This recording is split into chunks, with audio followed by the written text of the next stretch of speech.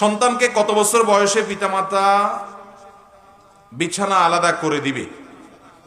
সন্তান একটা নির্দিষ্ট বয়সে যাওয়ার পর পিতামাতার উচিত সন্তানকে পৃথক বিছানায় শোয়ানো।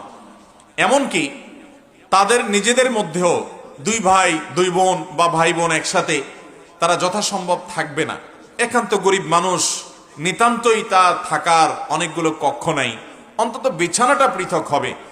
আর বিছানাও সেরকম রাখার জায়গা নেই, তো অন্তত একটা খাটে মাঝখানে বড় কোনো বালিশ, বড় কোনো পার্টিশন থাকবে, একটা কম্বলের ভেতরে একটা কাঁথা, একটা লেপের নিচে অন্তত শোবে না। কারণ ইসলাম আমাদেরকে পুত পবিত্র করতে চায়, ইসলাম আমাদেরকে সুন্দর করতে চায়। ইসলাম মানুষের জীবনের সমস্যা হওয়ার আগে থেকে বাদ দেওয়ার যে দর্শন, সে দর্শনের কথা বলে।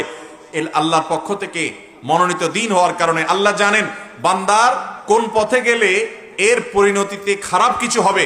এজন্য আগে থেকে আল্লাহ তাআলা সাবধান হতে বলেন। আপনার ছেলে মেয়েদের আপনি যদি একসাথে মাখামাখি করেন এবং একটা বয়সে পৌঁছানোর পরও তাদের প্রতি আপনি পৃথক বিছানা করার এই সিদ্ধান্ত, নবী সাল্লাল্লাহু আলাইহি সাল্লামের এই নির্দেশকে যদি আপনি না মানেন, তো এর কারণে বহু মূল্য আপনাকে দিতে হতে পারে, যেটা আপনি কল্পনা করতে পারবেন না। আজকাল শয়তান আমাদেরকে কিছু বিষয় অতিরিক্ত উদার করে। এই অতিরিক্ত উদারের পরিণতি যে কত ভয়াবহ, যে ফেঁসেছে সে একমাত্র বুঝেছে, যে ফাঁসে নাই সে বুঝতে। হাদিসের আলোকে আমরা জানি নবী সাল্লাল্লাহু আলাইহি সাল্লাম বলেছেন, মুরু আওলাদাকুম বিসসালাতি ওয়া হুম আবনাউ সাবঈ সিনিন। তোমাদের সন্তানদের বয়স যখন 7 হবে তখন তাদেরকে নামাজের নির্দেশ দিবা। আগে থেকে নামাজে তারা একটু একটু অভ্যস্ত হবে। 7 বছর বয়স থেকে তাদেরকে আদর করে সোহাগ করে বলতে হবে, আব্বু নামাজ পড়ো, মা নামাজ পড়ো। আর যখন তাদের বয়স 10 হবে তখন নামাজ না পড়ার কারণে তাদেরকে শাসন করো। কারণ প্রাপ্তবয়স্ক হওয়ার আগে আগে তাকে নামাজে অভ্যস্ত করতে হবে। এবং সেই সাথে বয়স যখন 10 হবে তাদের বিছানা পৃথক করে দাও। কারণ তারা একসাথে একই বিছানা, একই কাঁথার নিচে, এমনকি দুই ভাইও যদি শোয়, দুই বোনও যদি একসাথে থাকে, হয়তো কোনো সমস্যা হবে না, কিন্তু সমস্যার দুয়ার উন্মোচিত। ইসলাম দুয়ার বন্ধ করে। এজন্য পুরুষদেরকে চোখ হেফাজত করতে বলেছেন, পরনারীর সৌন্দর্য দেখতে নিষেধ করেছেন। কারণ দেখার পর মনে জল্পনা কল্পনা আসতে পারে, আসার পর সে হারামের অন্যান্য অলিগলিতে প্রবেশ করতে পারে। এজন্য আগে থেকে ইসলাম আমাদেরকে সাবধান হতে বলেছে। আল্লাহ তাআলা আমাদের সবাইকে সব ক্ষেত্রে ইসলামের প্রতিটি আদেশ নিষেধকে মেনে চলার তৌফিক দান করুন। এগুলো মানার মধ্যে আমাদের কল্যাণ, না মানাতে আমাদের ক্ষতি। এরপরে প্রশ্ন হলো, কারো সন্তান মারা গেলে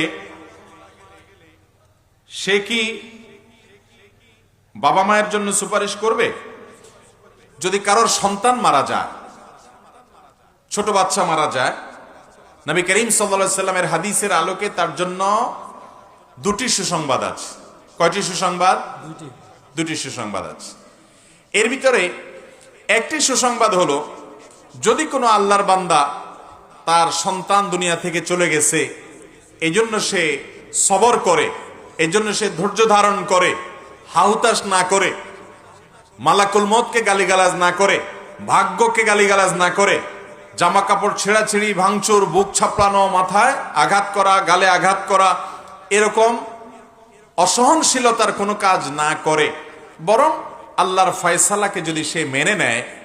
হাদিসে আসছে আল্লাহ রাব্বুল আলামিন আল্লাহর ফেরেশতাকে জিজ্ঞেস করবেন, তোমরা আমার বান্দার কলিজার টুকরা নিয়ে এসেছো? সাহাবীরা বলল, হ্যাঁ আল্লাহ। সে তার ছেলেকে কলিজার মতো ভালোবাসতো, সে নিজের কলিজার টুকরার মতো মনে করত। আমরা তাকেই, হায়াত শেষ হয়েছে, আপনার নির্দেশে আমি নিয়ে এসেছি আমরা।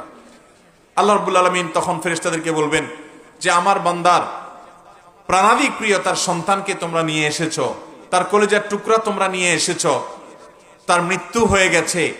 সন্তান হারানোর পর আমার সন্তান, আমার বান্দার অবস্থান কি?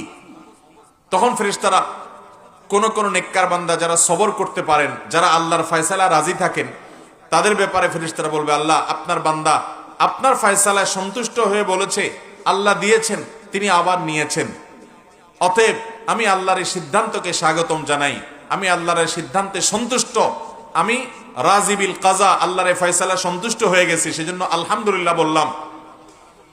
এই কথা বান্দা বলেছে। আল্লাহ তখন বলবেন যে আমার বান্দা, আল্লাহ সবকিছু জানেন, তারপরও প্রমাণ করবার জন্য ফেরেশতাদেরকে বলবেন যে আমার বান্দা, তাকে এই বিপদ দিয়েছি, নিজের সন্তান হারা হওয়ার পরে চোখের পানি ফেলবে, এটা তো স্বাভাবিক। নবী সাল্লাল্লাহু আলাইহি সাল্লামের সন্তান, ছোট ছেলে যখন দুনিয়া থেকে চলে যায় শৈশবে, তখন তার চোখ দিয়ে পানি পড়েছে। সাহাবীরা অনেকে জিজ্ঞাসা করল, ইয়া রাসূলুল্লাহ আপনিও কাঁদেন সন্তানের বিরহে?